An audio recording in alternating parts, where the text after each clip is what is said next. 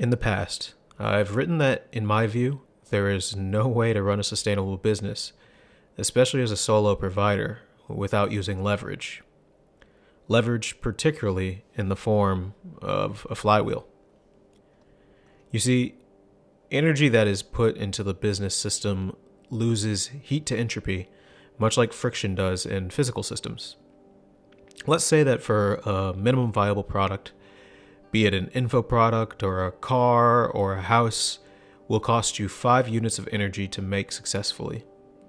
Anything under this 5 unit threshold is considered to be crap or unusable. The roof of the house might collapse, or the video is unwatchable due to lag or audio issues, or the car's engine light stays on 24/7. The math for producing one of these MVPs might look something like this. If you provide 10 units of energy into your product and 5 units are lost to inefficiency, then your business will surely suffer. Your baseline entropy loss is 50%. If you are tired one day and can only produce 8 units through willpower, you cannot produce an MVP, as you will only capture 4 units, despite actually providing enough raw energy input units to make the product. 8 minus 4 is 4, which is 50%. Or conversely, let's say you're having a good energy day. To print 2 MVP widgets, due to your 50% score, you need to put in 4 times the raw input energy just to output these 2 units. It's not a wonder that burnout among workers is so common with these types of numbers. The energy lost to entropy is the work devoted to externalities, such as communication bottlenecks, context switching, poorly attuned business practices, or a desire to want to have things be like you imagine versus meeting them as they are. All of these externalities share one thing in common: waste. To eliminate waste, we must create systems that have the job of processing waste. The flywheels that I produce in my business aggressively seek to manage waste while maximizing unbounded opportunity. This is the key. Zero waste flywheels are not flywheels of scale, they are flywheels of waste reduction. Let me give you a real world example.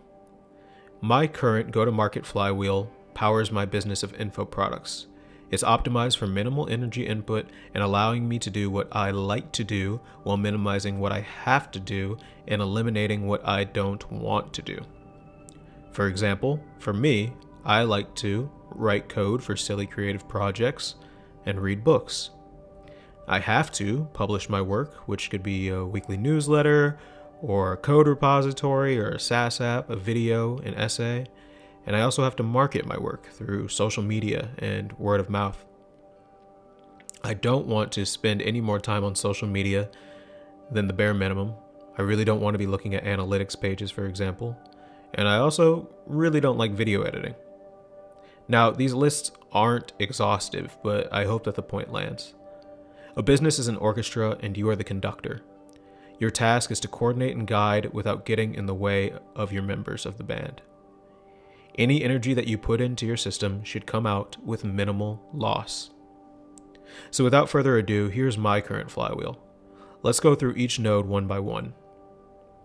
On the very left, you'll have the picture of me, and if you're watching this in the video version, I should have the picture up on the screen now.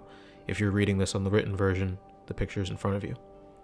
I'm the well source of ideas, the execution and judgment for the business, though in the future I may very well be replaced by an AI, but I digress. As long as that I'm the beacon for my business, it's my duty as a business operator to protect the golden goose and to make the best use of my work product, or as Austin Kleon puts it in Show Your Work. Once a day, after you've done your day's work, go back to your documentation and find one little piece of your process that you can share. Where you are in your process will determine what the piece is. If you're in the very early stages, share your influences and what's inspiring you. If you're in the middle of executing a project, write about your methods or share your works in progress. If you've just completed a product, show the final product, share scraps from the cutting room floor, or write about what you've learned. If you have lots of projects out into the world, you can report on how they're doing. You can tell stories about how people are interacting with your work. End quote. So you can see that there's a lot of different ways to share what you're doing while you're doing it. I put raw energy into reading and live stream coding. Those are the two that I focus on. But I need to maximize the value captured from these two processes, so I set up a rain bucket of sorts. For reading, I read on Kindle. Every time that I highlight a passage, it goes through the Readwise API and ends up in my own creation, the Commonplace Bot, Discord in the description below. Using embeddings, I surface these highlights whenever and wherever I need them later from my Discord. For coding, I use OBS and Twitch to record my process live. The benefits of this are multiple. Number one, occasionally somebody drops by and says hello. This is rare in the software category of a gaming live stream website, but it does happen once in a blue moon. And this is the equivalent to community building. Number two, I get to see my own coding practice and learning how to improve. Much like a weightlifter who reviews his form, or a basketball player who is looking at his free throw shots, seeing my code processes show me where I might improve. Finally, I get to use these live streams to make VODs, which I'll discuss later. For my newsletter, which I publish every Sunday, my reading and my Commonplace Bot comes majorly in handy. Often I'll just lie in bed and spam the random or wander command until I come across a quote that inspires me to dive deeper. It's really that simple. I'm 35 weeks in and the topics are always varied and interesting due to this method, which is close to random, so it's pseudo-random. From the live stream, I make time-lapse videos. This is also trivially easy to do in Final Cut Pro, and editing takes me less than 15 minutes.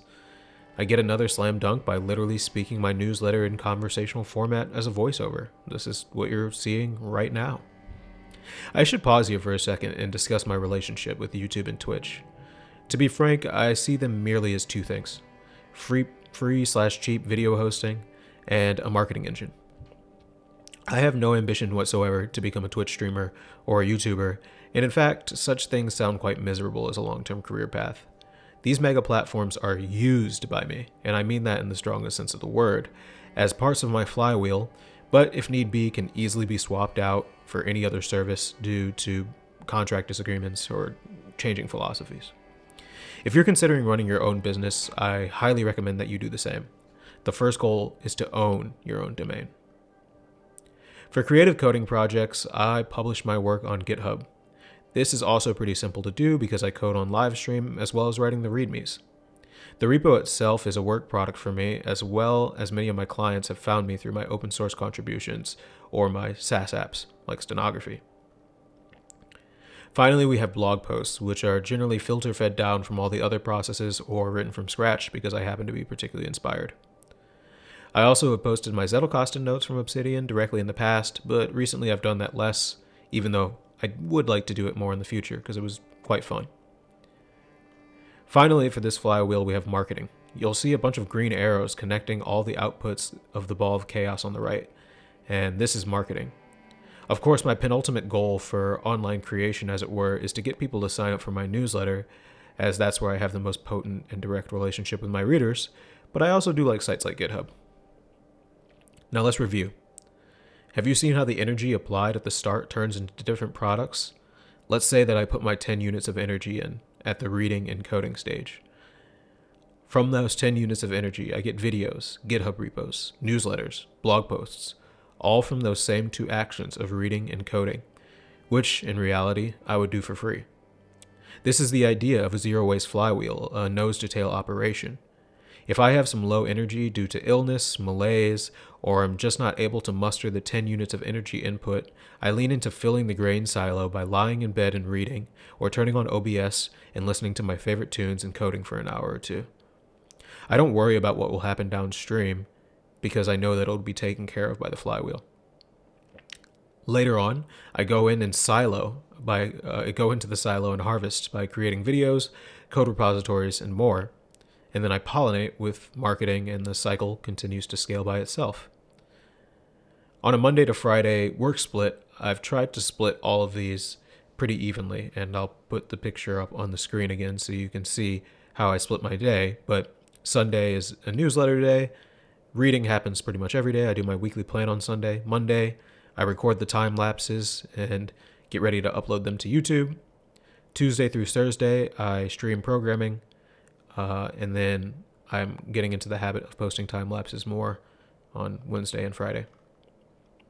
In conclusion, A zero-waste flywheel is an aspiration for a business like any new other, but one that can always be gotten closer to. By merely being aware of your business processes, your goals, and your customer base, you can make every unit of work that you put in net neutral, if not positive returns for the rest of the business. Thanks for watching. If you like this video, come catch me live on Twitch or